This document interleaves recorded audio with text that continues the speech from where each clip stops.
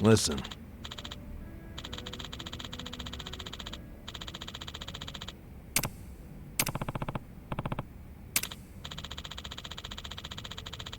Okay.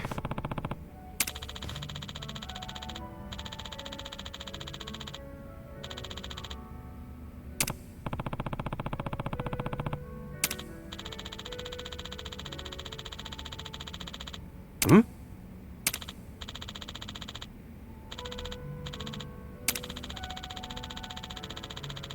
Hmm.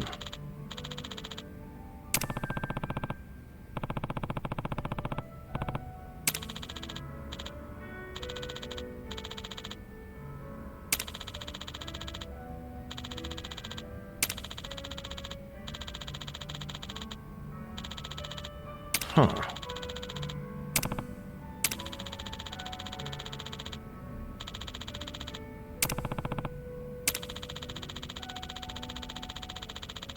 Yo. Hey.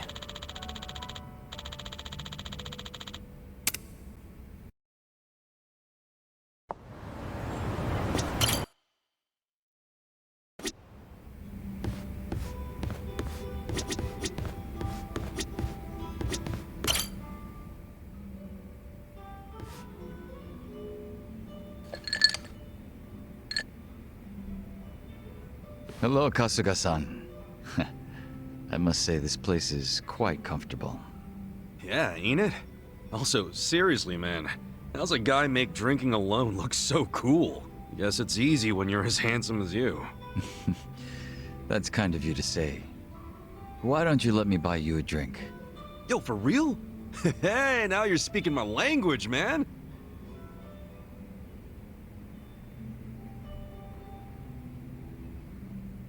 You certainly are a mysterious one, Kasuga-san. Sungri speaks highly of you as well. I dare say it makes me jealous. Oh, come on. Speaking of, have you been with her long? You've got this butler and lady of the house thing going on. It's only been 3 years since I was brought into the Komijul. I can't say it's been long. No shit. Up until then, I was with a group called the Jingon Mafia. I was their leader's body double. Body double? You mean like a decoy? Just like the real thing? Indeed. If my master was ever targeted by our enemies, I was to be killed in his place. That was my duty. I didn't figure people still did that kind of stuff. Wait, does that mean your face is... An imitation, yes. What you see is a result of large-scale plastic surgery. But I'll have you know my previous face was rather handsome as well. A shame not a single picture of it exists anymore. Really? Out the window then, huh? In a manner of speaking, yes. So that means Junki Han isn't your real name either, right? What's your real name then? Surely we're not that close yet, are we? Come on. First step in becoming friends is calling each other by name, right? Well, isn't this awkward? I'm afraid I'm the type to want a bit more distance with people. That how it was with the Jingon Mafia? From the name, I'm guessing it was some sort of Korean Yakuza-like thing? Weren't you once a member of the Tojo clan, Kasuga-san?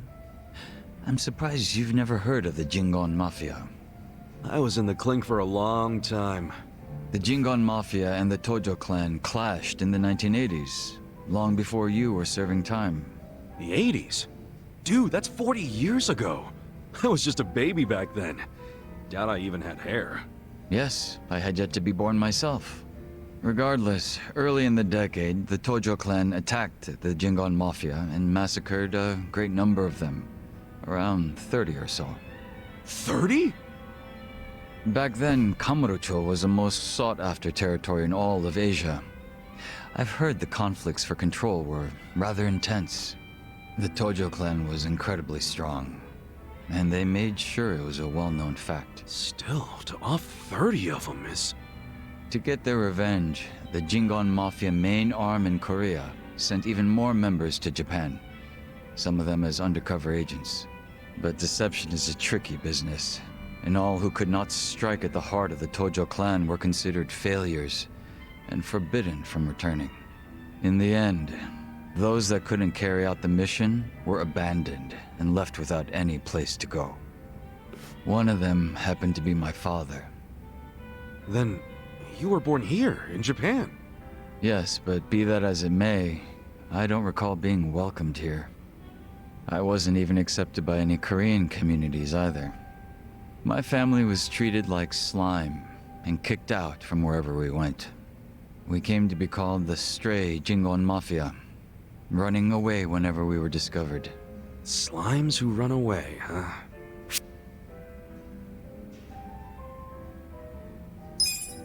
If you're slimes who run away, the reason they chase you is because you're worth tons of experience.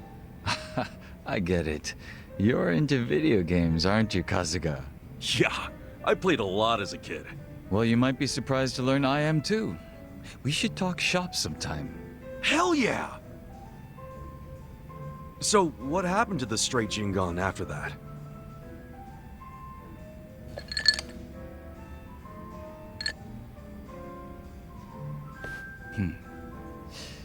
Enter the 21st century, the winter of 2006. Around the time I turned 20, the Jingon Mafia from the mainland made an all-out assault against the Tojo clan. But even as that happened, the stray Jingon Mafia received not a word of warning. We were left completely in the dark. Our fathers were entirely forgotten by the countrymen that sent them here. You don't say. I might know a guy who could sympathize with that. Oh? Yeah, he's right in front of you. I got tossed out by my family and locked up for 18 years. Oh, that's right. That must be why I can't bring myself to hate you, Kasuga-san. So, what happened to the Jingon's big all-out attack? Despite their careful planning, they were ultimately crushed by the Tojo clan. Ironically, those that survived came from all over to join those of us in the Stray Jingon Mafia. It was a miserable sight. Both sides cut off from home and left with no choice but to band together in the social sewer of a country that wasn't theirs. Sounds like you struggled. Wouldn't know it from looking at you, though. I could say the same to you. Yeah, finally starting to warm up to me? It would seem so. I haven't been acting much like myself today. I had a great time drinking with you, Kasuga-san. I truly mean that. So whatever happened to the real Junki Han? What's he up to now? He revived the Jingon Mafia roughly 3 years ago, and at that time had taken over a considerable portion of Kamurocho. But he was shot in the head and killed. I was absent at the time. And it all came crashing down, huh? Wait, then that means... Can't you use your real name now? Why keep up the body double thing? You're not trying to become the real Jungi Han, are you? Who can say? But that's none of your concern, is it, Kasuga-san? Or am I wrong? Nah, you got me there. Farewell. Guess he's not the type to open up so easily. I'll just have to keep drinking with him.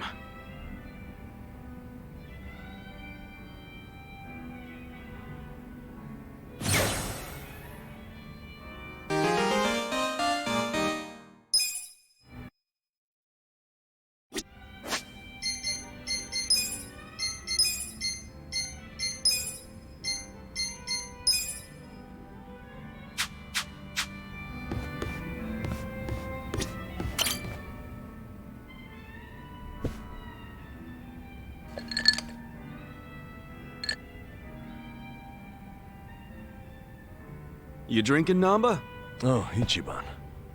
Glad you're here. We need to talk. We do? Is it something serious? Look, I need to tell you I'm sorry. For lying. You mean about chasing the counterfeit bill? Yeah. Think you can forgive me? Come on, you know we're past that. What's important is your brother got released. All's well that ends well, right? That said, maybe now's a good time to tell me if there's any other holes in your story. You really were a nurse at some point, right? Well, of course I was a nurse. How else could I have brought you back from the brink of death? Good point. Then, what about the part where you sold hospital meds? Didn't you say that's how you got your nursing license revoked? Well, that's the short version, but it's more complicated, actually. What do you mean? You'll be the first person I've ever told this to, so I hope you plan on sitting for a while. Yeah, man, I'm all ears.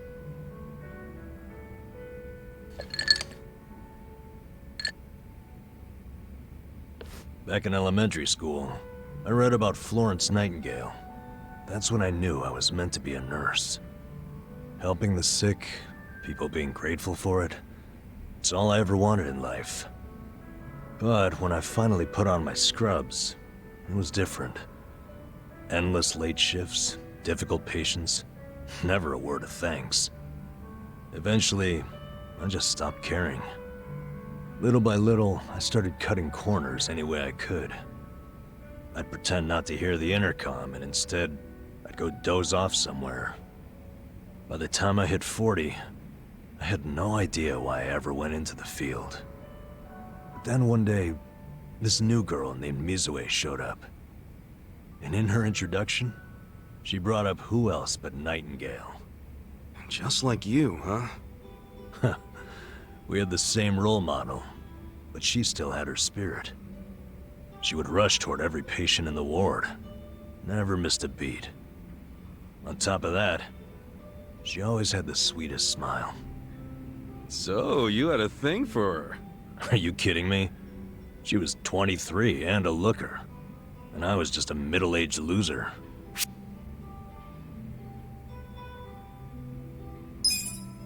Ever seen those old dudes walking around with hot young arm candy? You gotta be like those guys. Well, those guys also have cash to spare. Not always. If you could clean up a little and stay on top of the trends, I bet you'd be covered in ladies, instead of pigeon shit. Wow. Can't believe you'd say that to my face. But you're probably right. Anyway, back to Mizue-chan. What happened? Oh, yeah, that's right. Whenever I saw her working, I could feel my old self coming back. That young version of me, who used to give it his all. Well, that's a good sign. If only I had half her stamina and wasn't twice her age. Anyway, one night I was a little sleepier than usual, so I went out to the back lawn, thinking maybe I could sneak in a nap. And suddenly, I heard a noise from behind. I turned around to find the storeroom we keep the medicine in wide open, and Mizue-chan was walking out alone. Was she restocking? I mean, if you were slacking off, she was probably having to bust her ass. Well, that's the thing. In our hospital, only the pharmacists have access to the storeroom. Mizue-chan and I were just nurses. We didn't even need to go in there. Then what was she doing? Well, at the time, there was a rumor floating around the hospital. Uh-oh. Medicine would keep disappearing. The list never matched the inventory. According to the rumors, someone was swiping medicine and selling it. Illegally. No way. And that was Mizue-chan? It was. As my eyes adjusted, I could clearly see her arms were full of medicine boxes. But why would she need to sell medicine? From what I heard, her parents were under a mountain of debt. So, to lighten some of their load, Mizue-chan was paying everything she could. But a single nurse's salary wouldn't get them out of the hole. No way. So she was stealing the meds to do it? Yep. And I was the sole eyewitness. Thing is, Mizue-chan never noticed me there. Now, if it was you, Ichiban, what would you have done? Well, calling her out on it would seem to be the right thing to do. But I guess she wasn't stealing it just to be a criminal, huh? Not in the slightest. She was only doing it for her family. I mean, yeah, she was breaking the law. But she wasn't trying to hurt anyone. Plus, getting caught would cost her her job. Then the debt would only have gotten worse. With all that in mind, I'd say it's a pretty tough call to make. Huh. Now you're on the same page I was. Anyway, in the end, All I could do was watch her walk away without saying a word. If there ever was a criminal who deserved a free pass, it was Mizue-chan. That was what I thought at the time. So I turned a blind eye. And what happened after that? It wasn't long before Mizue-chan's actions caught up with her. The hospital director decided to get the police involved and started gathering evidence. He waited that long to take action? Well, he was trying to resolve it internally, being that the hospital's reputation was at stake. I guess he got sick of having a thief under his nose, so he escalated it to the next logical step. But if the cops caught Mizue-chan stealing, that'd be bad news. She'd have a police record and her name in all the papers. To be honest, it was only a matter of time. She had her whole life ahead of her. How could that happen to someone so young? And on the other hand, you've got me. A guy who totally burned out. A guy who couldn't be further from Florence Nightingale. Better a saint like Mizue-chan stay at the hospital than a sack of shit like me, wouldn't you say? Namba? Are you telling me you... Yeah. I went up and confessed to the whole thing. Stealing, selling, and all. And that's how you lost your nursing license? Yep. No, and I got fired too. Naturally. Man, you went all out for that girl. Did she ever contact you after that? Even a call or a letter? Not that I'm aware. In a matter of hours, I was out of a job and out on the streets. You regret any of it? Well, my brother disappeared not long after, so even if I didn't get canned, I would have quit on my own anyway. So, no, to answer your question. Though I do have to admit, I would like to see Mizue-chan off when she goes overseas. She's going overseas? Yeah. She always dreamed of running off to some developing country where they really need medical professionals. She took that Nightingale shit seriously. Our hospital had an international dispatch program, available to staff nurses with at least 3 years tenure. This year would be Mizue-chan's third, and I know she would take advantage of it. Well, in that case, why not go say farewell? If only I could. For starters, I don't even know when she leaves. Maybe if you ask one of your old nurse buddies, they'll tell you. Don't be ridiculous. I'm the little rat who stole the medicine, if you forgot that detail. They want nothing to do with me. Well, hello, boys. Don't worry, the life of the party's here. Care to bring me up to speed? Oh, Sachan. Wait, are you drunk?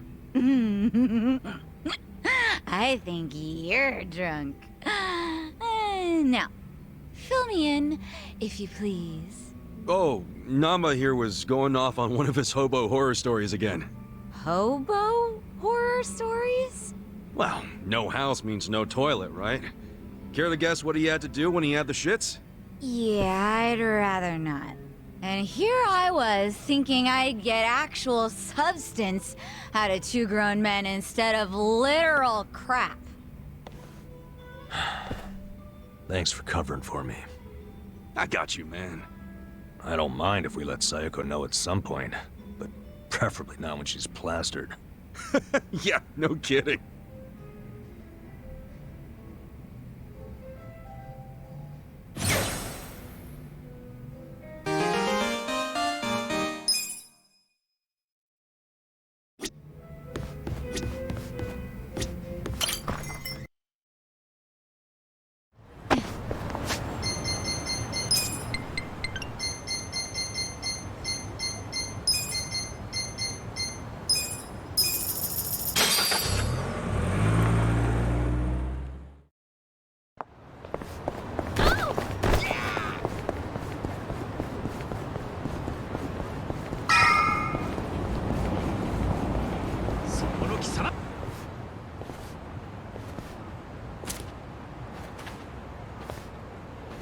Chief.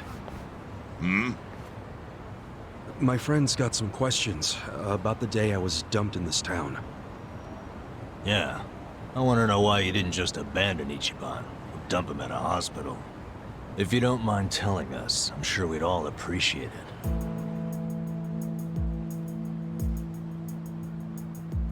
it. I see.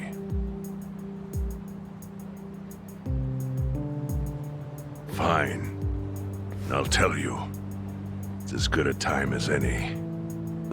What? There's an old tradition in this homeless camp. A responsibility passed down through the chiefs for many years. What responsibility? On occasion, when we're asked, we dispose of bodies. What? Bodies? Yeah. There's a Yakuza family from Kamurocho who pays us to do it. They're called Arakawa. Arakawa? Seriously? They...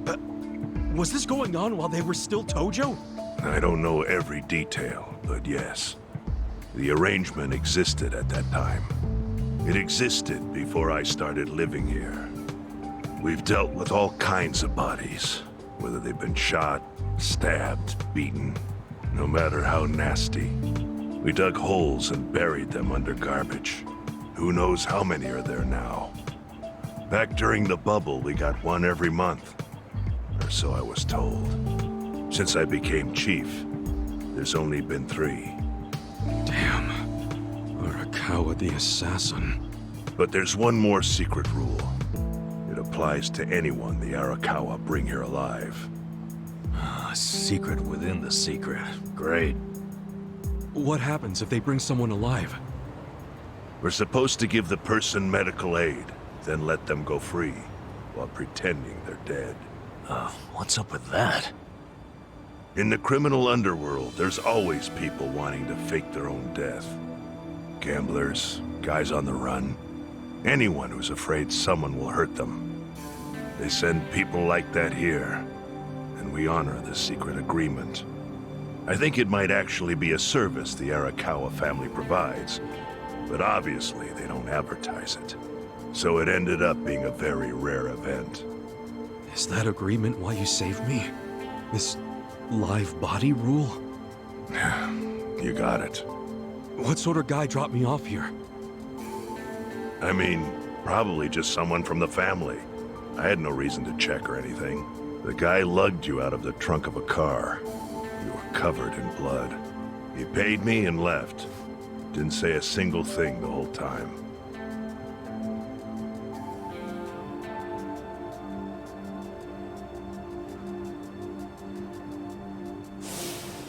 I'm sorry, Ichi. You have to die. I'm counting on you, Ichi. What the? After Arakawa-san shot me, I think he said something. I think it was, I'm counting on you, Ichi. What would that even mean? No clue. But the more I think about it, the more I'm sure he said that. Look, Ichiban. What? I don't want to dash your hopes or anything. When you were dumped here, you were on death's doorstep. You're only alive because everything I did went exactly the way we needed it to. But it could have easily gone a different way. I know you want to trust Arakawa, but... I think Arakawa-san had to shoot me. All the other Yakuza at that meeting were watching him. Huh? Never mind. You don't get it. Forget I said anything.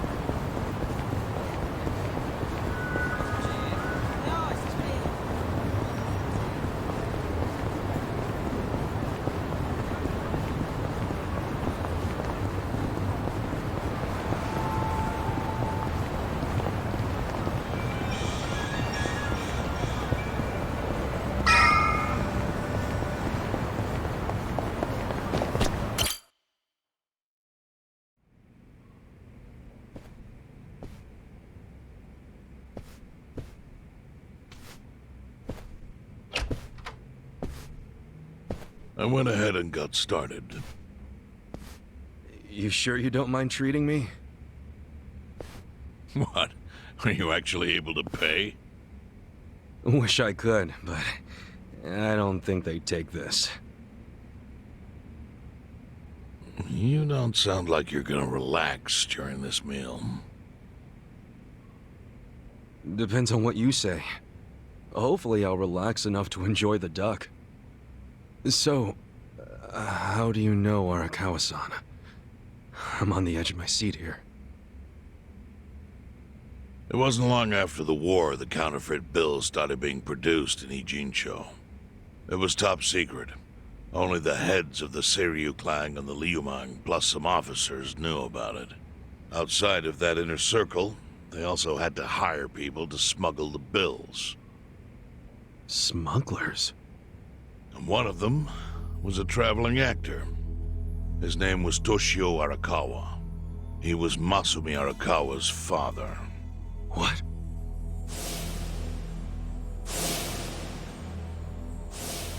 One day, he came to us saying he lost an entire suitcase filled with 100 mil in fake yen. No excuse in the world could have saved him. A mistake that grave required the Seiryu clan to make an example out of him for the other smugglers. But remember, only a few people at the top even knew about the counterfeiting. It wasn't a task they could hand to just anybody. So I, being next in line to inherit the clan, was entrusted to carry it out. So did you actually... Yes. I killed Toshio Arakawa, father of Masumi Arakawa, in this very place, 40 years ago.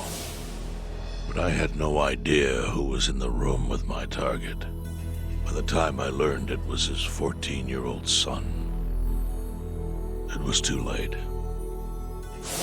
I had to go through with the hit, knowing this boy would see his father die. To make my guilt even worse, later I found out why Toshio lost the fake bills. His wife and her lover had stolen them. Those two fell into the ocean and disappeared. Their corpses were never even found. So Arakawa-san lost both his parents, one after the other. And his only other friends, the theater troupe, disbanded soon after without their leader. Masumi Arakawa became a drifter, along with a few other actors. They couldn't trust anyone, so what other path was there for them, except becoming Yakuza in Kamurocho?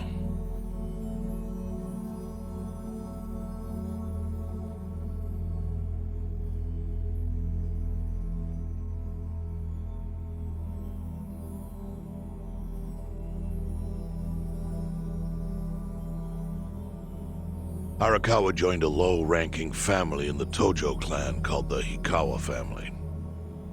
Life wasn't easy for him there. They were the kind of family that took hits without thinking twice. Really? Yes, so they were always in need of ways to dispose of a body. Masumi Arakawa was tapped to help with that, and he was extremely cautious. To do it, he started coming all the way to the homeless camp in Ijincho. Really? Even though the family was based in Tokyo? Why? Well, truthfully, he wanted an excuse to come to Yokohama, because it would afford him opportunities to hunt his father's killer. I see.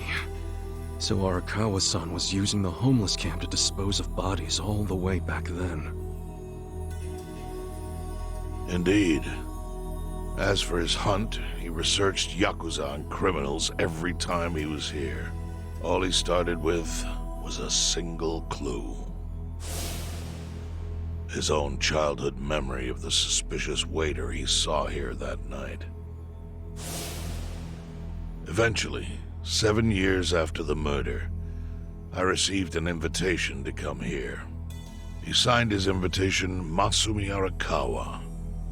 It was a bold declaration, and I knew immediately the running would be futile. So I came here, alone. I didn't even bring a bodyguard. Why the hell not? Well, to put it simply, I was prepared to die. But, I mean...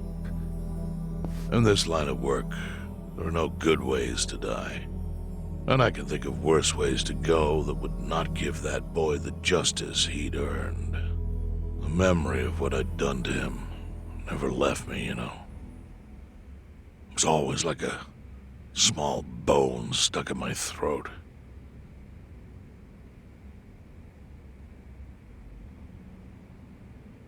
He was sitting right where you are now. Here? Yes.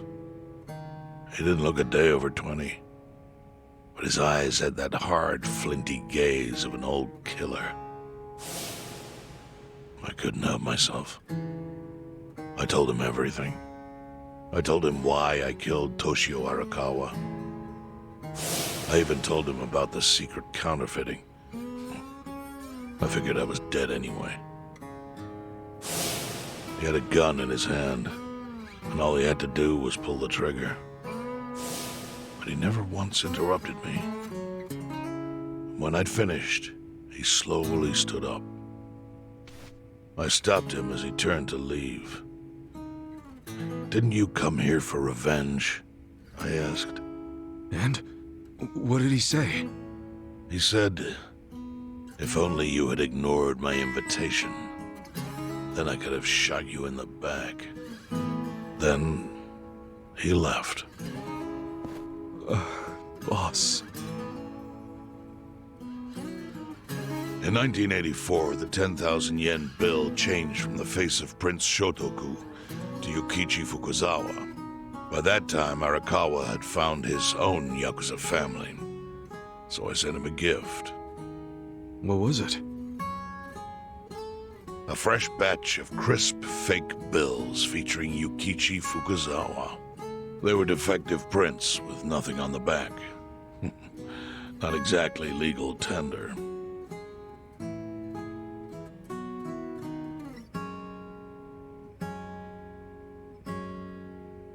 Then how was that a gift? It's hard to explain. If I had to say, it was out of gratitude. Sure, but for what? I should have died that day I met with Arakawa. It would have been right. And yet he spared me.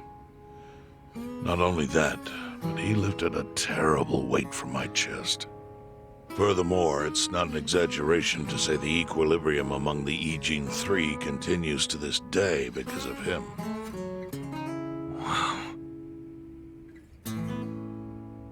I owe him an unfathomable debt. And one day, I must pay it back. The defective bills were how I chose to communicate the sentiment.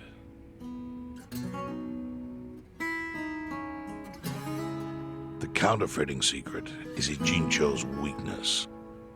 And it was only thanks to Arakawa that the E-Gene 3 could continue to secretly wield that power. But of course, that means if he ever feels like it was a mistake to let me live, he can use the fake bills to unravel everything I've built. The gift wasn't the bills themselves.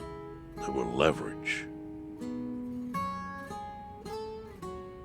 I actually wrote something on the back to that effect. Neither justice nor mercy should tip the scale. It means that those in power must reward and punish where necessary. I felt it was an appropriate message. I suppose the writing is faded at this point. Whoa.